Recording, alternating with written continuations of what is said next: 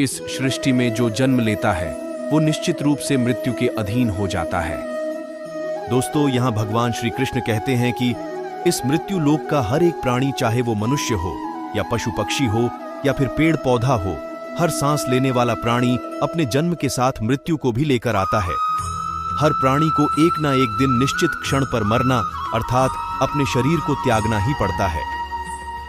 मनुष्य को सिर्फ कर्म करने का अधिकार है, फल की इच्छा ना करें। दोस्तों, यहां भगवान श्री कृष्ण कहते हैं कि मनुष्य को चाहिए कि फल की इच्छा त्याग कर कर्म को अपना धर्म समझकर करे, क्योंकि जो भी मनुष्य फल प्राप्ति की इच्छा करता है उसका मन फल के बारे में सोचकर अपने कर्म और कर्तव्य से विचलित हो जाता है और उस इंसान को वो फल प्राप्त नहीं होता है जिसकी उसने इच्छा की हुई थी।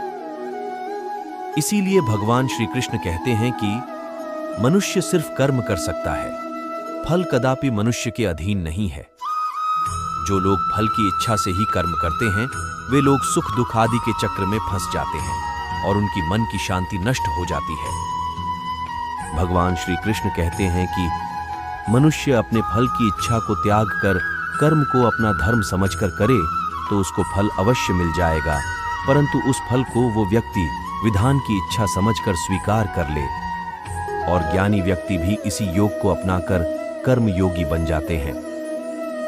इस विश्व में केवल शरीर मरता है, लेकिन आत्मा अविनाशी है। शरीर के मरने पर भी आत्मा नहीं मरती है।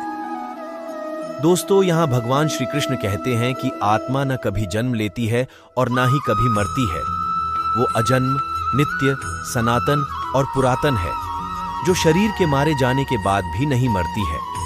जो सचमुच ज्ञानी होते हैं वो ना उनका शोक करते हैं जो मर गए हैं और ना ही उनका शोक करते हैं जो अभी जिंदा है, क्योंकि वो जानते हैं कि जो मर गया है वो फिर से जन्म लेगा और जो अभी जीवित है वो अवश्य ही मर जाएगा। मरने वाला फिर से जन्म लेगा, क्योंकि केवल शरीर का नाश होता है। शरीर के अंदर जो आत्मा है वो कभी भी नहीं मरता है, क्योंकि आत्मा को ना कोई शस्त्र काट सकता है और ना ही उसे अग्नि जला सकती है, ना ही जल गला सकता है और ना ही इसे वायु सुखा सकती है। अपने मन को नियंत्रित करो। उसके हाथों में मोह माया का जाल है, जिसे वो मनुष्य की कामनाओं पर डालता रहता है और उसे अपने वश में करता रहता है। ये मन शरीर से भी मोह करता रहता है और अपनी खुशियों से भी और अपने दुखों से भी मोह करता रहता है। दोस्तों, यहां भगवान श्री कृष्ण कहते हैं कि मनुष्य के शरीर का एक अदृश्य अंग है मन, जो कभी दिखाई नहीं देता, परंतु वही इस शरीर का सबसे शक्तिशाली हिस्सा है। मनुष्य को घमंड की मदिरा पिलाकर मदहोश करने वाला पाखंडी केवल ये मन ही है। खुशियों में खुशियों भरी गीत गाता है और दुख में दुख भरे गीत गुनगुनाता है। अपने दुखों में दूसरों को शामिल करके उसे खुशी मिलती है। किसी भी मनुष्य को उसका मन जीवन के अंत तक अपने जाल से निकलने नहीं देता। अपने रस्सी में बांधकर उसे तरह तरह के नाच नचवाता रहता है।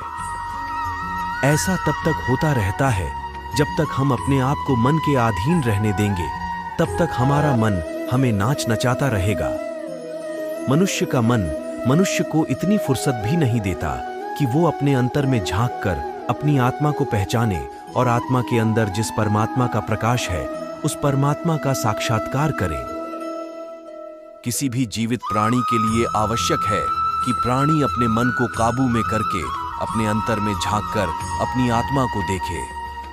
तब उस आत्मा के अंदर उसे परमात्मा का प्रकाश स्पष्ट दिखाई देगा और उसी को ही परमात्मा का साक्षात्कार कहते हैं। हमारा शरीर और मन कैसे काम करता है?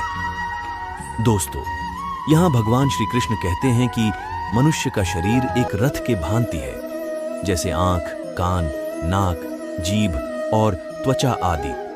इन इंद्रियों घोड़ों को जो सारथी चलाता है वो सारथी ही हमारा मन है और उस रथ में बैठा हुआ स्वामी वही हमारी आत्मा है। मनुष्य की इंद्रियां विषयों की ओर आकर्षित होती रहती हैं और ये सब तभी तक ही हो सकता है जब तक जीवात्मा अपने मन को काबू में ना लाए। जब तुम स्वयं मन के अधीन न रहकर अपने मन को अपने अधीन कर लोगे तो वही मन एक अच्छे सारथी की तरह तुम्हारे शरीर रूपी रथ को सीधे प्रभु की चरणों में ले जाएगा। यदि मन तुम्हारा स्वामी है और तुम उसके अधीन हो तो वो तुम्हें माया के बंधन में जकड़ता रहेगा, और जब तुम अपने मन पर काबू पालोगे और उसके स्वामी हो जाओगे तो वही मन तुम्हें मोक्ष के द्वार तक ले जाएगा। दोस्तों, भगवद गीता के अनुसार इस दुनिया में 3 प्रकार की खुशी होती है। तामसिक खुशी। दोस्तों, पहली प्रकार की तामसिक खुशी हमें ज्यादा सोने से या ज्यादा आलसी होने के वजह से मिलती है, यानी कि आराम करने वाली खुशी। राजसिक खुशी। दोस्तों, राजसिक खुशी हमें जो किसी मटेरियल गोल को अचीव करने के बाद मिलती है, जैसे कि पैसे कमाना, गाड़ी खरीदना, दारू पीना आदि चीजें करने से जो हमें खुशी मिलती है, वो राजसिक खुशी कहलाती है। सात्विक खुशी। दोस्तों, ये जो तीसरी प्रकार की खुशी होती है ना, उसे सात्विक खुशी कहते हैं। भगवद गीता ये कहती हैं कि तामसिक और राजसिक ये दोनों खुशियां अस्थायी होती हैं, पर सात्विक खुशी है ना, वो पहले हमें जहर की तरह लगती है, लेकिन बाद में वो हमें शहद की तरह लगने लगती है। दोस्तों, लॉन्ग टर्म और परमानेंट खुशी हमें अनुशासन और आध्यात्मिक स्टडीज करने से ही मिलती है, जिसे सात्विक खुशी कहते हैं। दोस्तों, आप ज्यादातर किस तरह की खुशी में होते हैं? ये हमें नीचे कमेंट बॉक्स में कमेंट करके जरूर बताएं। भगवद गीता के उपदेश अर्थ सहित। दोस्तों, यहां भगवान श्री कृष्ण कहते हैं कि इस संसार में केवल 2 ही वस्तु है, एक शरीर और दूसरा उस शरीर में रहने वाला शरीरी।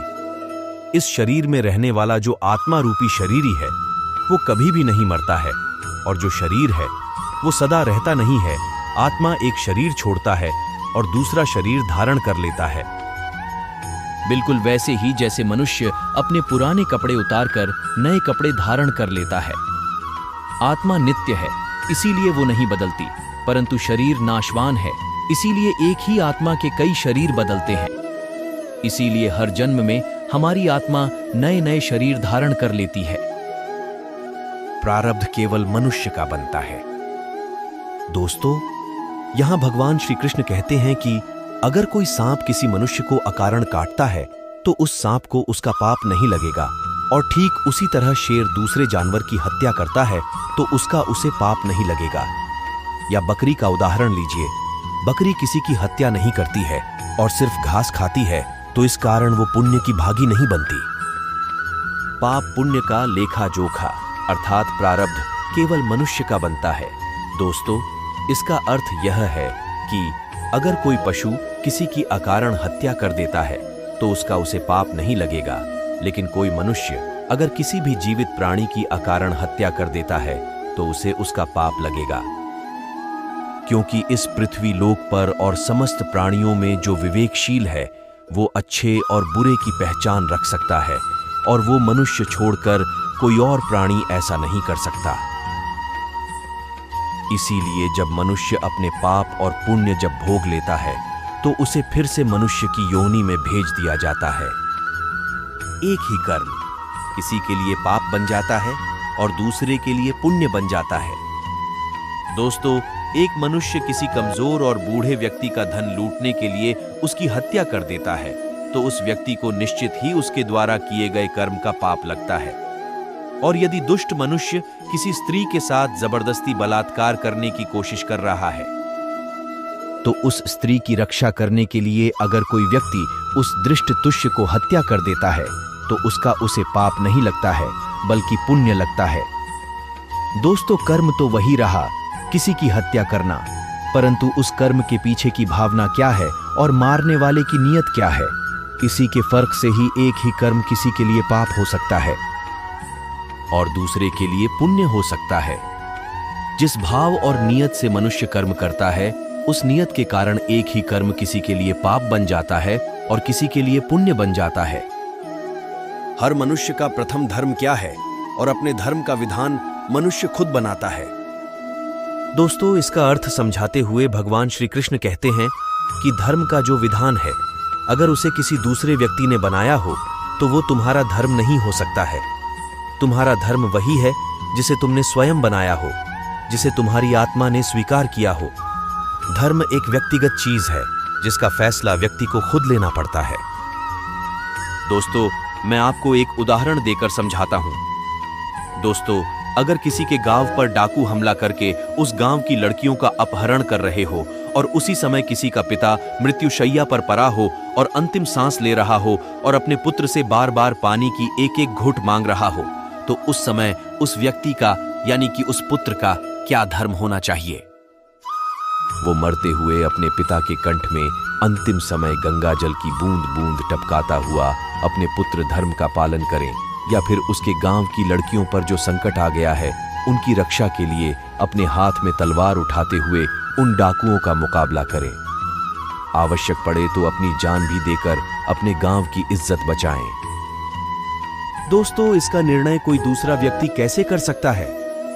इसको धर्म का दौराहा या धर्म संकट भी कहते हैं। ऐसी स्थिति में वो व्यक्ति क्या करे? उसका फैसला कोई और व्यक्ति नहीं कर सकता, बल्कि ये निर्णय उसे खुद ही लेना पड़ता है कि उस समय उसका प्रथम धर्म क्या है। उस समय उसकी अंतरात्मा जो आवाज दे वही उसका प्रथम धर्म है। इसीलिए दोस्तों, हर व्यक्ति का धर्म व्यक्तिगत होता है और मनुष्य अपने धर्म का विधान मनुष्य खुद बनाता है। दोस्तों, ये थे वो टॉप 10 भागवत गीता के उपदेश। आप सभी को ये 10 उपदेश कैसा लगा, ये हमें नीचे कमेंट बॉक्स में कमेंट करके हमें जरूर बताएं। अगर आपको यह वीडियो पसंद आया होगा तो इस वीडियो को अपने दोस्तों के साथ अवश्य शेयर कीजिए